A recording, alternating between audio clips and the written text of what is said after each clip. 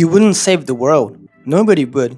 If you were suddenly put in a position to fix a world-ending problem, and some random person came up to you and said, "Hey, I need you to save the world, but you're going to die doing it," I'll slap them in the face and walk away. I mean, who wouldn't? Project Hail Mary understands this better than any other movie, so it's been almost a month since the masterpiece hit theaters, and it's showing absolutely no signs of slowing down. People are rushing back to the cinemas to see it again and again. Even over here in Japan, audiences are absolutely loving it. Ryan Gosling plays a middle school science teacher who wakes up alone on a spaceship with no memory of how he got there and slowly realizes he might be humanity's last hope. Personally, I absolutely loved it. The score, the visuals, the storyline, just everything. It's one of those rare films you remember for the rest of your life as an all-time great. It is currently sitting at a massive 94 to 95% certified fresh on Rotten Tomatoes, and it's already smashed past $510 million at the global box office in under a month. But beyond that, this film is perfectly built for audiences in our current era. So with that being said, let's get right into it. First of all, the movie is truly, without a doubt, authentic. We don't get that instant "I'm going to save the world" moment in the beginning or even the middle. For most of the film, our protagonist, Ryland Grace, is simply lost. He's navigating the situation through trial and error, experiencing, calculating, and fighting the fear of the unknown through raw emotion and human instinct. He has no superpowers. He's a middle school teacher, an introvert, and most importantly, completely normal. For decades, Hollywood defined normal as a heroic ideal. We were told that normal meant being brave against all odds. Face your weaknesses even if you're terrified. Be strong, be silent. Complaining or showing fear wasn't an option.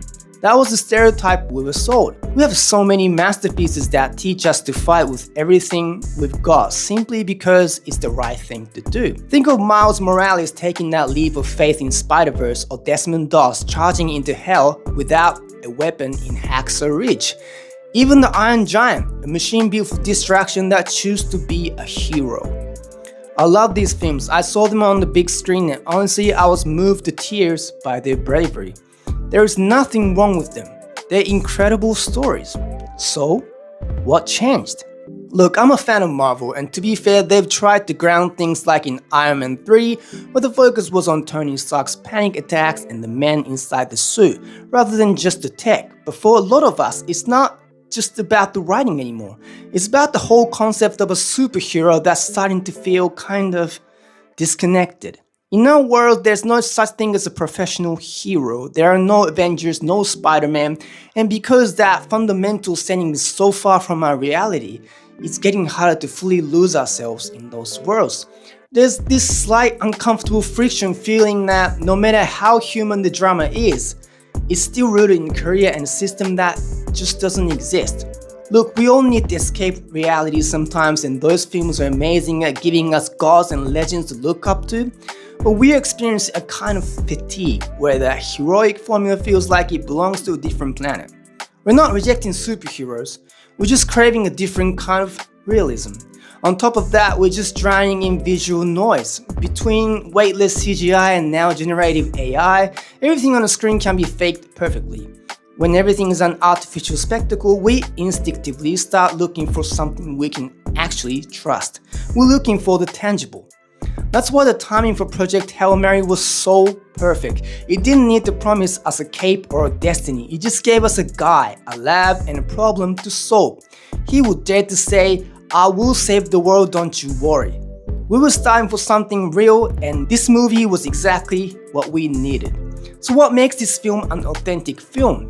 So I mentioned earlier that our protagonist, Ryland Grace, played by Ryan Gosling, is just a normal guy. He reacts to things exactly the way we would, and he figures it out as he goes, just like the rest of us. It's all in the little things. It's the way he grabs his pack of Skittles at the hardware store while shopping for experience supplies, and obviously he goes for the green sour one, not the red pack.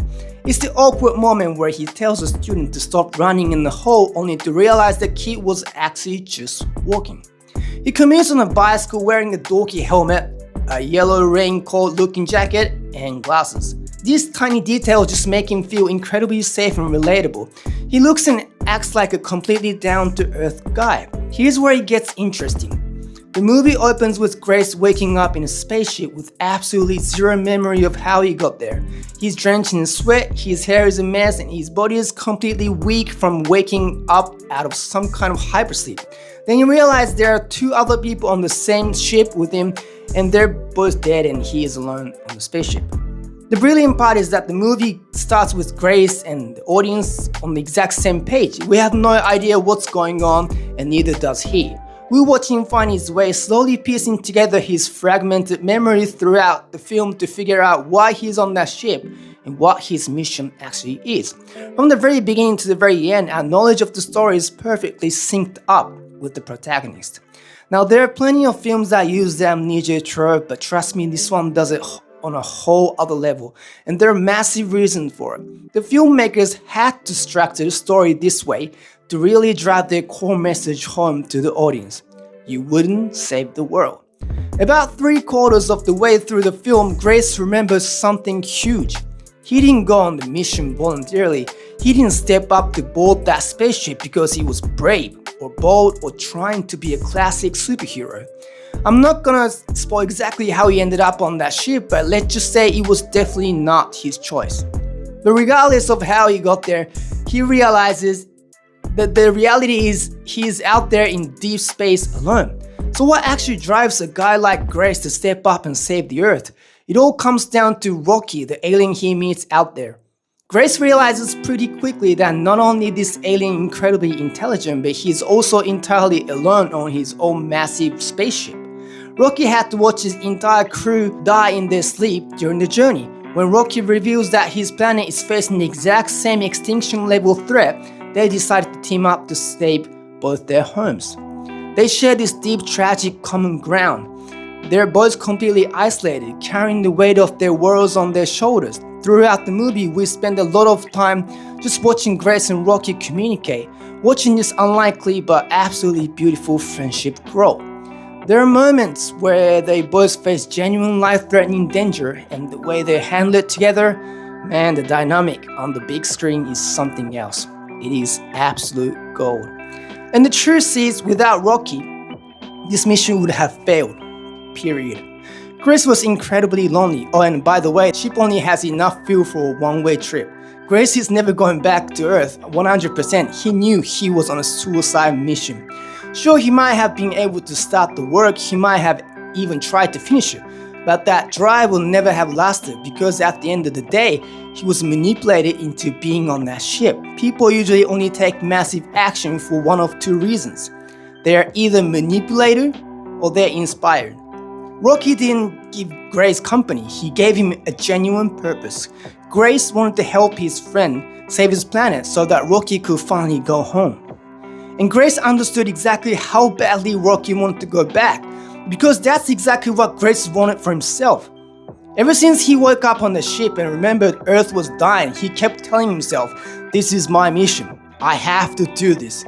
Just completely ignoring the inner voice, screaming that he just wanted to go home. Because let's be honest about something, how do you even process the idea of saving humanity? 8 billion lives, it's too massive, it's just an abstract concept. You can't hug a planet and you can't look a static in the eyes. When Grace was forced on that ship, he was told to die for a grand, faceless idea. And that is exactly why he so completely rejected it. A normal person just breaks under that kind of pressure. But Rocky wasn't an abstract concept, he was right there. He was a physical, tangible friend who listened, who helped, and who shared the exact same terror of dying alone in the dark. Through Rocky, Grace wasn't just staring out into the empty void of space anymore. He was looking at a living, breathing being who desperately needed him.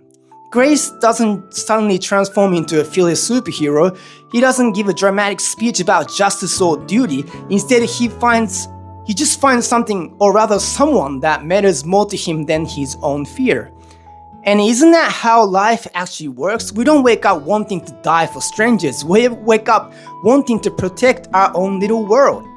That's the ultimate truth this movie nails so perfectly. It completely strips away the superhero myth and leaves us with something profoundly, beautifully human. The reality is, if you ask a normal person to die for a planet, they'll run away.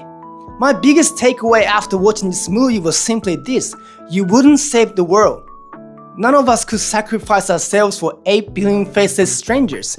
It's just too big of an idea to grasp. But you will risk absolutely everything for the one friend sitting right in front of you in the dark.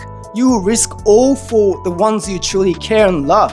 That's what I learned and felt watching Project HailMary. If you've seen it already, give us a comment below. I will see you in the next video. Take care.